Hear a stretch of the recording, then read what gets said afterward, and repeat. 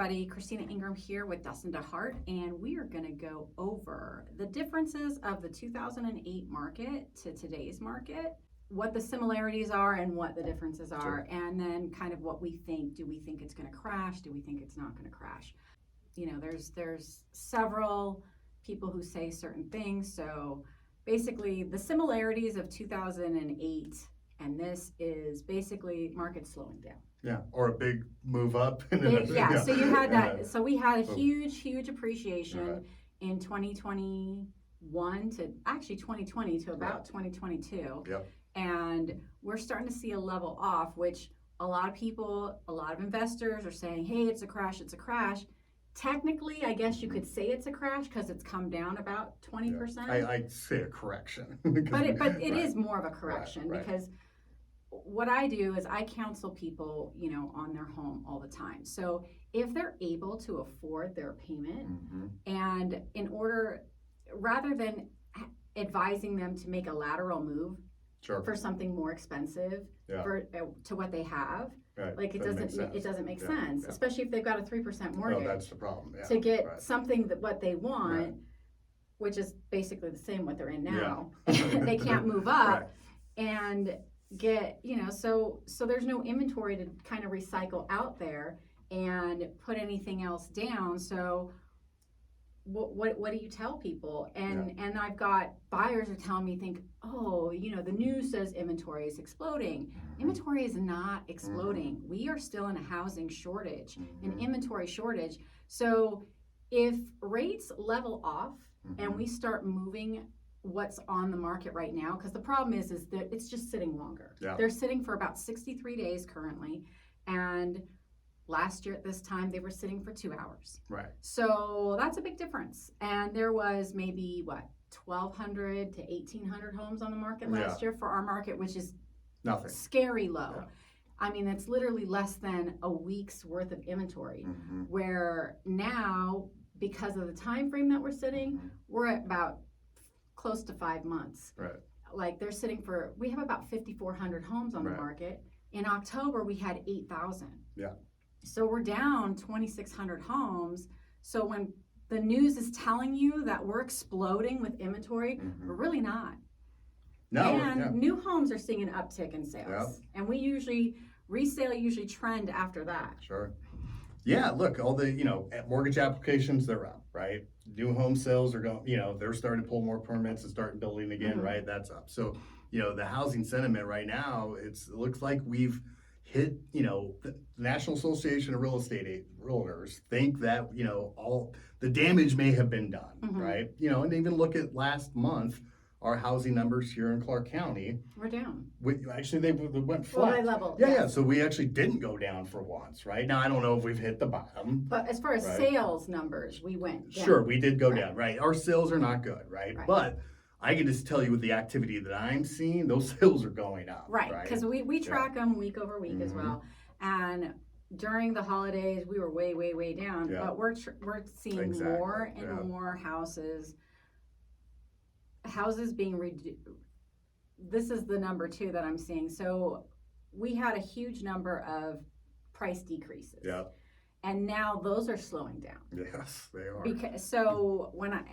And if you're looking in the under $300,000 price point, you're going to want to get moving because those were not going down like people want to think they are going down. So that market has always stayed relatively hot, and those properties were moving, especially if you had a nice property at that price point. It was more of the luxury market that we're seeing trying to adjust and find their, you know, where they're going to be because they were so inflated. You know, a house you walked into and they wanted like $2 million, and you're like, I wouldn't pay $1 million for this one. And so those are kind of evening out where they're supposed to be. So it's just one of those things that you just got to be really careful with.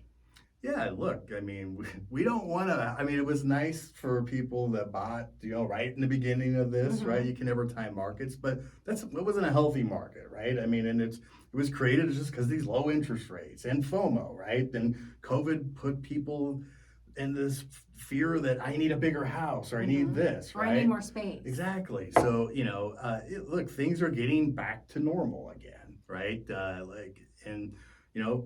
Home prices finally leveled out. Like, and if you just take last year, right? I know we went up and I know we went down, but year over year, well, we're basically the same, right?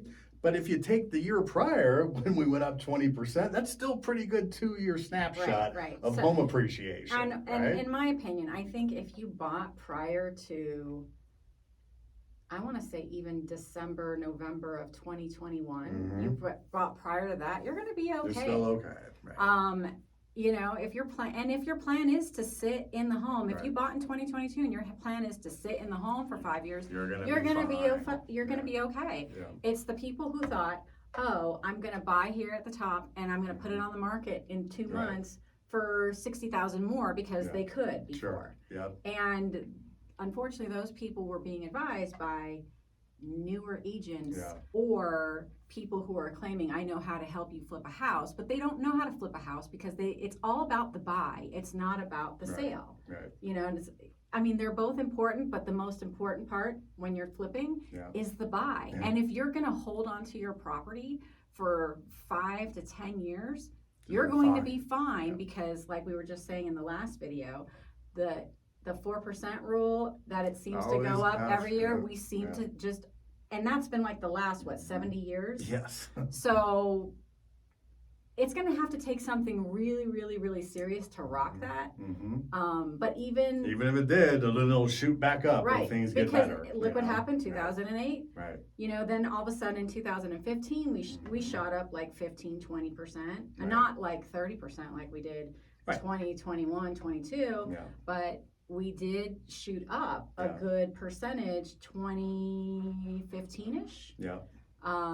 Because we had the banks getting really smart on doling out the inventory to keep the market pretty flat. They didn't flood it. Yeah, exactly. They flooded it 2008, 2009, they didn't know what to do 10, with it, 11, because they had so many, and then it was like, you know what, and then in 2012, we switched more to a seller's market because the government came up with the pausing of the foreclosures. Right. And we couldn't do anything for like 6 months. Yeah. So there was no inventory all of a sudden. Yeah. And which was crazy because that was the only inventory we had. Right. And then all of a sudden, and then it just, they doled it out. And people who bought probably any time between 2013 to about beginning of 2020, before we got locked down, it was market value. Sure. Seller got a fair price. Buyer got a fair price. Yeah.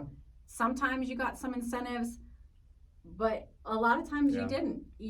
Sellers may have done repairs, but they're not going to give you incentives. Now, right now, sellers are giving incentives, but that might go away. And why is that? Well, it's because there's more buyers coming in the market right now. It's simple as that. I'm seeing it every day. Like, multiple offer situations on deals where they're getting outbid, right? Because they need concessions maybe, right? But, and even getting, properties under value, whatever they're listed for, that could be going away, right? So, as more buyers start to come in the market, Christina, we know that the market of the moment right now is going to get more and more difficult, right? Correct. If rates continue to go down, which they will, the only thing you may have it in your advantage buying at that time will be a little lower interest rate, right? However, buying right now, there are still a lot of advantage, right? Right. You can still get concessions where doesn't exist in the beginning of last year, right? You can still ask for under a sales price, and you hold more power right now as a buyer than you're going to in probably in 3 or 4 months from now, right? And look, if you buy right now and rates do drop, well, guess what? Your loan officer is going to call you for a refinance opportunity. So, look, but again, there was a lot of noise from everybody and people don't know what to believe, right? So, for instance, last week, Christina, I locked a deal that, was in the mid fives for a VA buyer. The house was about $400,000. I looked at, it was selling for about $460, about $480. I'd say $465, just being conservative in March of last year. And that rate back then was about 3.75%, right? So the difference in payment was about $120, right? In favor of last year, right? But what you're not looking at, people aren't understanding, is my veteran, he was able to get $10,000 towards his closing costs, right? You certainly weren't getting that early last year, right? You're paying, you're probably coming out of pocket to pay above appraised value. Sure, absolutely. And when you do the math, that $120 versus that $10,000, that literally will take almost 7 years, over 7 years to make that money to back, recoup your money. right? Meanwhile, rates will still come down. I'm going to refinance him, and sooner or later, he's going to have a lower payment than the guy last year, a house 65 grand less, and paid $0 out to get out, you know what I mean, for all of his closing costs, right? And again, these opportunities are going to get harder and harder and harder for people, because we know these investors and cash, you know, hedge funds, all them, they're going to start coming back into the market, right? Now you're going to be competing with them as well. So it's going to get a lot more difficult, and it's seasonal, right? It's December and January and February, which is typically slower times. I mean, come May, June, and July, I really think we're going to springboard this market with a lot more buyer activity. So I think we'll do more buyer activity. I don't know as far as values, if that's going to go up. NAR still thinks we'll be 1% higher than we were at the end of last year. Right. So that's pretty flat appreciation. Sure. So it looks like we're finding our bottom, even ground, and the next year goes to normal appreciation between 3 and 4% is what NAR is projecting. So if it keeps trending the way it is, I'm gonna have to agree with them.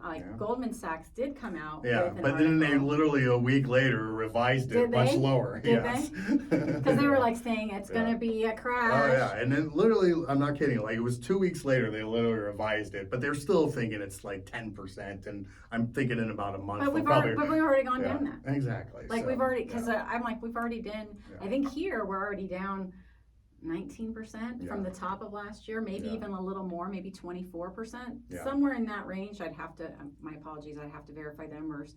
But as a market, from the top of, which is March, April of last year, was the tippy top. Sure. And if you sold right in that time frame, congrats. If you bought, hold on to your property, you're gonna be fine. You'll be fine. Because it's gonna bounce back. And if your mortgage is at 3% and your plan is to rent that out, you're going to be fine, because your payment, there's no point in refinancing at 3%, because you're paying so much less to interest. And a lot of times, like, they were comparing a $600,000 mortgage at 3% to what a $375,000 mortgage is now, like at the 6%, like the payment's almost exactly the same. Which is crazy to me. So the affordability is not like it was, but with interest rates coming down to low 5s, maybe high 4s, and there are some builders who are giving away the mid 4s right now to move some of their inventory. You know that's going to go away soon too. It is. They're probably they're probably going to carry it on their own lines for a while, and they're probably only going to carry. You have to be super A paper for this. Yeah. And putting money down. but my point is, they're not going. You know, when buyer activity starts to pick up, they're certainly not going to be doling out these great incentives either, right? We know builders, you know, they give and they take it away really quick. They go with what the market is asking for. Exactly. So if the market is calling for these great incentives for buyers, if you are in the market to buy and you can afford to buy, you might as well take a look and see if you could take advantage of it. If you are still working on credit, still trying to save up some money, you know, maybe waiting is the right answer for you.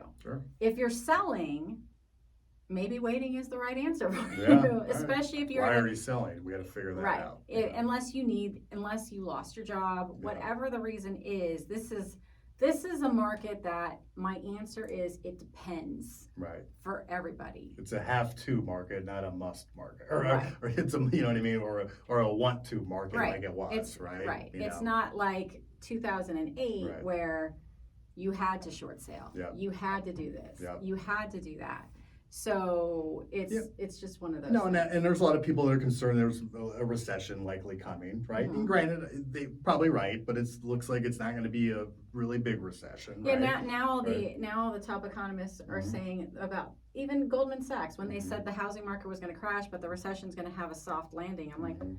what? Yeah, exactly. And what's crazy is when you look at every recession we've ever had, besides the one that we created the housing recession, Mhm. housing prices have leveled or gone up, Right. right? And rates have always come down. Right. So, I mean, yes, the recession isn't going to be great for some people's jobs, but it's not going to likely be that bad for the housing market, and it's likely going to push rates down even more. Correct. So I mean, there's a lot of similarities, but there's big differences. Mhm. So a lot of the people now that are, they're motivated for different reasons. There's not a lot of foreclosures or Yeah. people in default on their mortgages like people want to believe. Yeah. Because they want prices to go back Sure. down to like 2008 Right. where they lost So 50%. does Goldman Sachs. Last time I checked, they have a course nice they rental portfolio. There we right? go. So, Right. I mean, yeah, and all these yeah. banks are getting into those Yeah, for a reason. exactly. All right. There you go. I mean, who was it? BlackRock started it. And they made tons of money off of it. And they're Yeah. still their goal is Yep. to make everyone a renter. Yes. Yes. So if they're doing it, don't buy into the bullshit that Yeah. they want the market to crash because then they can buy up more Yeah. properties. 100%. So you don't want them to buy up all the properties. You want to get your fair unshare of these Right. properties. You don't want to be a renter. I mean, who said it? That 90% of all millionaires built their wealth through real estate. 100%. Yeah. I mean, It's a fact. It's not bullshit. Most people build their wealth through real estate because it's a tangible mhm. asset and everyone needs a place to live. And it's smarter to have someone else pay off your mortgage Sure. than you pay off your own mortgage. So if you can have someone pay off your mortgage and the mortgage that you're like, if you're living in another house and that rent can cash flow enough Yeah. where you can do both, more power to you. Yeah. We need to do a video on how you can start creating wealth at a young age. next time. Yes, that'll be our Right. next video. Yeah, awesome. All right. Well, here's our advice. Basically, if you don't know which way you fall on the side, you need to call a professional, whether it's a loan officer, whether it's a real estate agent, so we can point you in the right direction and really counsel you through on what is the best decision for you and your family. Yep. Whether you need to sell, whether you need to buy. I will always say buying your own thing is always going to be better than renting, because renting you get none of that back. Sure.